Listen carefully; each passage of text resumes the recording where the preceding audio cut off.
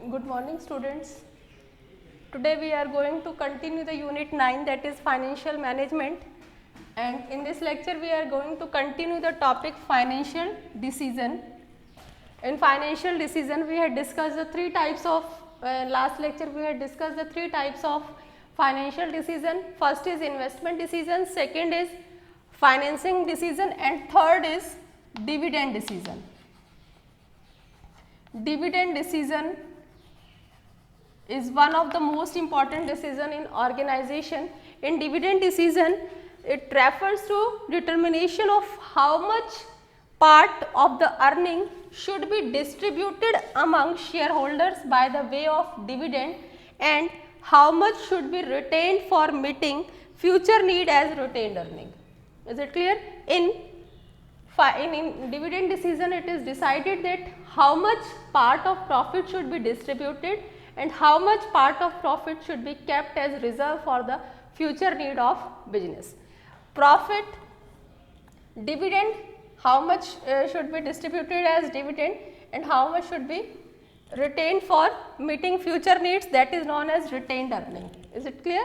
In dividend decision, this type of decision is taken mostly. होता क्या है organisation में, जो मैनेजर्स हैं और जो हमारे जो शेयर होल्डर्स हैं, इनके बीच में हमेशा ये रहता है कि शेयर होल्डर्स की डिमांड रहती है ज़्यादा इनकम की, और मैनेजर क्या करता है अपने फ्यूचर के लिए रिटेन्ड अर्निंग की तरह से रिजर्व रखना चाहता है. तो डिविडेंड डिसीजन में यहाँ पे प्रॉपर बैलेंसिंग की जाती है कि हम अपने पास सफिशिएंट अमाउंट रिजर्व भी रखें और शेयर होल्डर्स को प्रॉपर जो हमारा उनका जो रेट ऑफ इंटरेस्ट है वो मिलता रहे.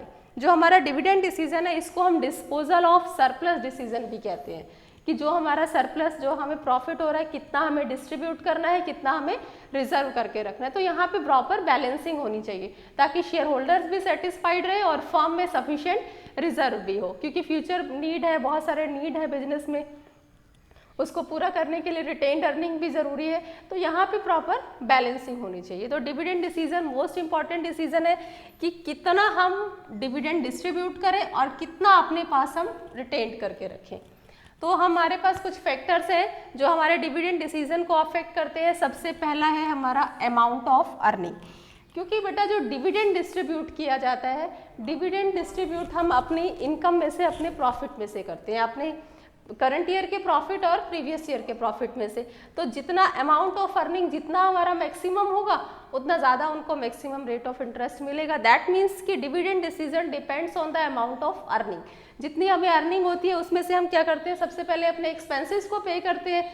एक्सपेंस को पे करने के बाद हम क्या करते हैं, कुछ अमाउंट अपने पास एज अ रिटेन्ड अर्निंग रखते हैं और कुछ हम अपने शेयर होल्डर्स को डिविडेंड की फॉर्म में डिस्ट्रीब्यूट कर देते हैं. तो जितना मैक्सिमम हमारे पास अर्निंग होगा उतना ज़्यादा मैक्सिमम इनकम शेयर होल्डर्स का होगा. Second is stability of earning. हमारी ऑर्गेनाइजेशन में स्टेबिलिटी होना चाहिए. Stability of earning that means बेटा ऐसा नहीं कि फिक्स है कि हर पर मंथ हमको 50 करोड़ का इनकम होगा. स्टेबिलिटी का मतलब है कि एक स्टेबल इनकम होना चाहिए. ठीक है ना? कैसे?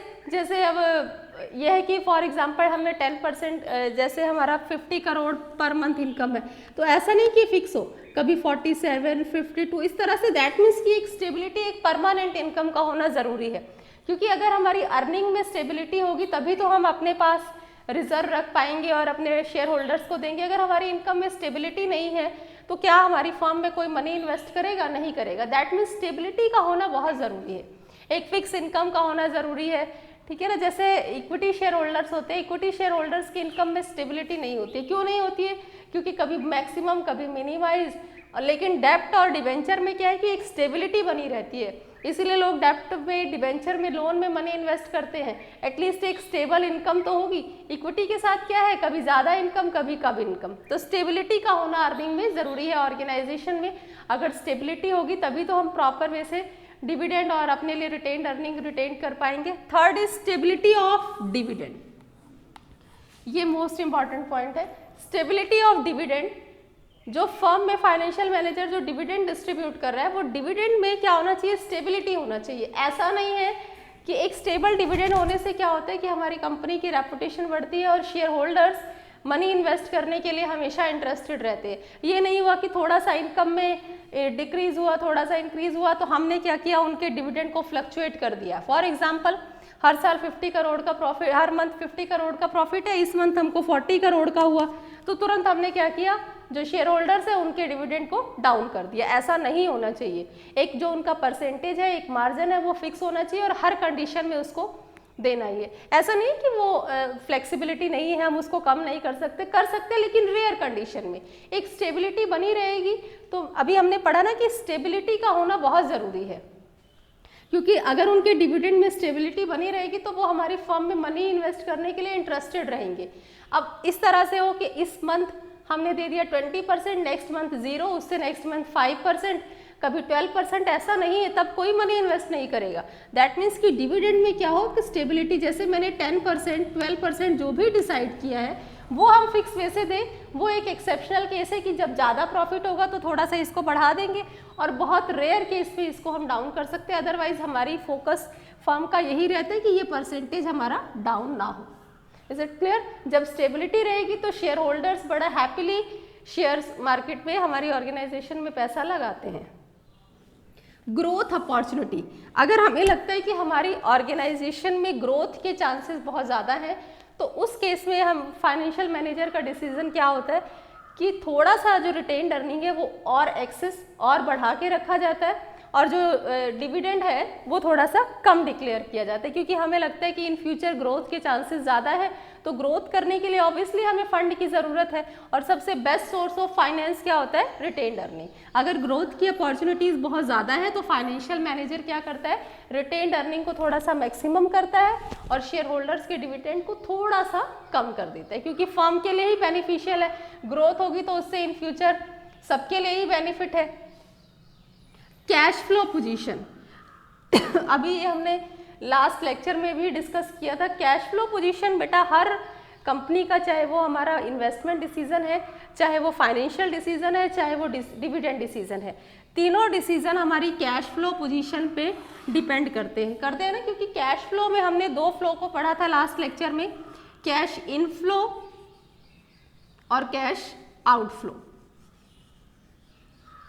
आउटफ्लो देखो, कैश इनफ्लो और आउटफ्लो, जो हम डिविडेंड जो डिस्ट्रीब्यूट कर रहे हैं बेटा, देखो ऐसा हो सकता है कि एक कंपनी के पास सफिशिएंट अमाउंट हमारे पास है, प्रॉफिट है, लेकिन ज़रूरी नहीं कि वो उनके पास डिविडेंड देने के लिए ही sufficient amount, sufficient cash available हो सकता है कि सफिशिएंट जो कैश अवेलेबल है वो अपने बिजनेस को, अपनी कंपनी को रन करने के लिए हो, लेकिन जो डिविडेंड डिक्लेरेशन है that depends on the cash flow position, outflow position, कि हम जितना इन्वेस्ट करेंगे उसी के अकॉर्डिंग तो हमारे पास इनफ्लो होगा, और अगर हमारे पास इनफ्लो अच्छा है तो डेफिनेटली जो शेयर होल्डर्स हैं उनका डिविडेंड हम प्रॉपर वे से डिक्लेयर कर पाएंगे। दैट मीन्स कि हमारे पास सफिशिएंट कैश अवेलेबल होने का मतलब ये नहीं है कि हम उनको डिविडेंड बेटर दे सकते हैं। हमारा जो डिविडेंड डिक्लेयर करने का जो मेन पर्पस है वो कैश फ्लो पे है, कि हम कितना आउटफ्लो, कितना हमारे पास से जा रहा है, कितना हम इन्वेस्ट कर रहे हैं। उसके बाद जो मैटर करता है इनफ्लो, हमारे पास कितना रिटर्न आ रहा है, कितनी इनकम है, और उस इनकम में से हम ये डिसाइड करते हैं कि how much should be distributed among shareholders and how much should be retained. It depends on the cash flow position of company. If cash flow position of company is good, then declaration of shareholders dividend is also good. So the dividend declaration is depend on the cash flow position of company. Next is shareholders preference. अब shareholders preference that means हमारी organization में different type के share holders होते हैं। एक share holders तो बेटा वो होते हैं जो चाहते हैं कि हमारी एक फिक्स्ड रेगुलर इनकम हो। Is it clear? First share holders कौन से होते हैं? जिनकी ये डिमांड रहती है कि उनकी एक फिक्स्ड, एक रेगुलर इनकम हो। सेकंड शेयर होल्डर्स हमारे कौन से होते हैं? जो कैपिटल प्रॉफिट को एंजॉय करना चाहते हैं। दैट मीन्स कि जैसा प्रॉफिट हो वैसा उनका डिविडेंड हो। तो इसमें शेयर होल्डर्स प्रेफरेंस नाम से ही क्लियर हो रहा है कि जिस तरह के शेयर होल्डर्स की प्रेफरेंस होगी, जिस शेयर होल्डर्स में मैक्सिमम नंबर होंगे उसी को हम डिक्लेयर कर देंगे। फॉर एग्जांपल शेयर होल्डर्स की जो प्रायोरिटी है, जो maximum number of share holders है वो है कि जो चाहते हैं एक रेगुलर इनकम हो, तो कंपनी उसके अकॉर्डिंग उनका एक रेगुलर इनकम डिसाइड कर देती है। सेकंड शेयर होल्डर्स वो है जो चाहते हैं कि कैपिटल प्रॉफिट को एंजॉय करना चाहते हैं, तो फिर हम उसी के अकॉर्डिंग डिसाइड कर देंगे। दैट मीन्स जिसमें प्रेफरेंस ज़्यादा होगी, जिसमें share holders, number of share holders ज़्यादा होंगे, उसी के अकॉर्डिंग डिविडेंड डिक्लेरेशन हो जाएगा, डिविडेंड डिसाइड हो जाएगा। ये डिपेंड करता है कि शेयर होल्डर्स की प्रेफरेंस किस तरह की है, शेयर होल्डर्स क्या चाहते हैं, उसी के अकॉर्डिंग डिसाइड हो जाता है। टैक्सेशन पॉलिसी, टैक्सेशन पॉलिसी भी हमारे डिविडेंड डिसीजन को अफेक्ट करती है। कैसे? अगर टैक्स हमारा डिविडेंड पे ज़्यादा है, गवर्नमेंट हमारी क्या कर रही है, टैक्स चार्ज कर रही है डिविडेंड पे ज़्यादा, तो शेयर होल्डर्स की क्या एक्सपेक्टेशन रहती है कि लेस डिविडेंड डिक्लेयर हो। लेकिन अब क्या है कि जो हमारा डिविडेंड है वो बिल्कुल टैक्स फ्री है, तो शेयर होल्डर्स की जो एक्सपेक्टेशन है वो ये है कि उनको ज़्यादा से ज़्यादा डिविडेंड मिले। समझ में आ गया ना? टैक्सेशन पॉलिसी क्या है, अगर डिविडेंड पे टैक्स लग रहा है तब शेयर होल्डर्स की क्या डिमांड होगी कि डिविडेंड कम मिले, क्योंकि जितना ज़्यादा होगा उनको उतना टैक्स पे करना पड़ेगा। लेकिन अगर डिविडेंड टैक्स फ्री है तो ऑब्वियसली शेयर होल्डर्स की डिमांड क्या होगी कि उनको ज़्यादा से ज़्यादा डिविडेंड मिले। Stock market reaction, stock market reaction totally हमारे डिविडेंड डिसीजन को अफेक्ट करता है। कैसे? अगर स्टॉक मार्केट में डिविडेंड का मार्केट प्राइस बढ़ रहा है तो दैट मीन्स शेयर का मार्केट प्राइस ऑटोमेटिकली बढ़ेगा। तो दैट मीन्स कि फाइनेंशियल जो मैनेजर है उसका डिसीजन किस पे डिपेंड करता है, स्टॉक मार्केट पे। अगर शेयर का मार्केट प्राइस बढ़ेगा तो इन्वेस्टर्स हमारी ऑर्गेनाइजेशन में मनी इन्वेस्ट करेंगे, नहीं बढ़ेगा तो कहाँ से इन्वेस्ट करेंगे, क्योंकि शेयर का जो मार्केट प्राइस है वो अगर बढ़ता रहता है तो वो शेयर होल्डर्स के लिए गुड न्यूज़ है, क्योंकि उनको पता है कि जितना ज़्यादा डिविडेंड डिक्लेयर होगा उतना ज़्यादा मार्केट प्राइस शेयर का बढ़ेगा। और जब आप ज़्यादा से ज़्यादा डिविडेंड डिक्लेयर करोगे तो ऑब्वियसली शेयर होल्डर्स कंपनी में मनी इन्वेस्ट करेंगे। तो ये स्टॉक मार्केट पे डिपेंड करता है कि स्टॉक मार्केट में शेयर का मार्केट प्राइस इंक्रीज हो रहा है या डिक्रीज हो रहा है। ऑब्वियसली जब शेयर का मार्केट प्राइस बढ़ेगा तो मनी इन्वेस्ट करेंगे, नहीं बढ़ेगा तो कहाँ से इन्वेस्ट करेंगे। असेस टू कैपिटल मार्केट, अगर हमारी फाइनेंशियल नीड कैपिटल मार्केट से असेस करनी है हमें तो हमें क्या करना पड़ेगा, हायर डिविडेंड डिक्लेयर करना पड़ेगा। Is it clear? क्योंकि जितना हम हाईएस्ट डिविडेंड डिक्लेयर करेंगे तभी तो हम कैपिटल मार्केट से पैसा ले पाएंगे, शेयर होल्डर्स तभी तो हमारी कंपनी में मनी इन्वेस्ट करेंगे। अब शेयर होल्डर्स कंपनी में मनी क्यों इन्वेस्ट करते हैं? क्योंकि उनको रेट ऑफ इंटरेस्ट जो उनके जो शेयर का मार्केट प्राइस है वो चाहते हैं बढ़े, और अगर आप ज़्यादा से ज़्यादा डिविडेंड डिक्लेयर करोगे तो इन्वेस्टर्स आपकी कंपनी में पैसा इन्वेस्ट करेंगे। लीगल कंस्ट्रेंट्स, ये पॉइंट बहुत ध्यान से सुनना क्योंकि ये अलग से भी पूछा जाता है। लीगल कंस्ट्रेंट्स, लीगल कंस्ट्रेंट्स क्या होता है कि कुछ लीगल कंडीशंस होती हैं हमारी ऑर्गेनाइजेशन में, जैसे फॉर एग्जांपल जो हम डिविडेंड डिस्ट्रीब्यूट कर रहे हैं, बेटा ध्यान से सुनना, जो हम डिविडेंड डिस्ट्रीब्यूट कर रहे हैं, डिविडेंड कभी भी जो डिस्ट्रीब्यूट किया जाता है वो या तो करंट ईयर्स के प्रॉफिट में से डिस्ट्रीब्यूट किया जाता है या फिर प्रीवियस ईयर के प्रॉफिट जो हमने एज अ रिजर्व रखा है। जो हम डिविडेंड डिस्ट्रीब्यूट करते हैं वो कभी भी हम अपनी जो कैपिटल है, जो कैपिटल हमने रखा हुआ है, जो पेड अप कैपिटल है, उसमें से कभी भी हम डिविडेंड को डिस्ट्रीब्यूट नहीं कर सकते। ये लीगल कंस्ट्रेंट है, एकदम कंडीशन है, बाय लॉ है। रीज़न ये है क्योंकि जो हमने अपना कैपिटल रखा हुआ है, रिजर्व कैपिटल है, वो डेप्ट कैपिटल का बेटा सिक्योरिटी है। जिन्होंने हमारी फर्म में पैसा दिया है वो उनकी एज ए सिक्योरिटी है कि इन केस अगर फर्म इस पोजीशन में नहीं है कि उनको सफिशिएंट डिविडेंड दे सके तो फर्म क्या करती है, अपने रिजर्व जो कैपिटल है उसमें से उनका पेमेंट कर देती है। तो डेप्ट कैपिटल उससे क्या रहते हैं, सेफ रहते हैं। लेकिन अगर फर्म उसी जो रिजर्व कैपिटल है उसी में से डिविडेंड देना स्टार्ट कर देगी तो रिजर्व कैपिटल रह जाएगी, कुछ उसमें बचेगा ही नहीं। तो डेप्ट कैपिटल हमारे सेफ नहीं होंगे तो फिर और लोग हमारी कंपनी में पैसा नहीं लगाएंगे।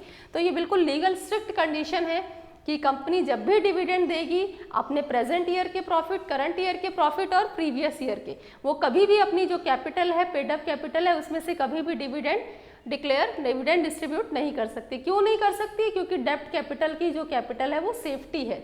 Is it clear? और जब वो उसी में से डिविडेंड डिस्ट्रीब्यूट करना शुरू कर देगी तो कैपिटल एक टाइम पे क्या होगा, हमारी रिड्यूस होना शुरू हो जाएगी, हमारी फर्म के पास कुछ रिजर्व नहीं रह जाएगा। तो इसलिए जो भी प्रॉफिट डिविडेंड डिस्ट्रीब्यूट किया जाता है वो हमारे प्रॉफिट में से किया जाता है। Is it clear?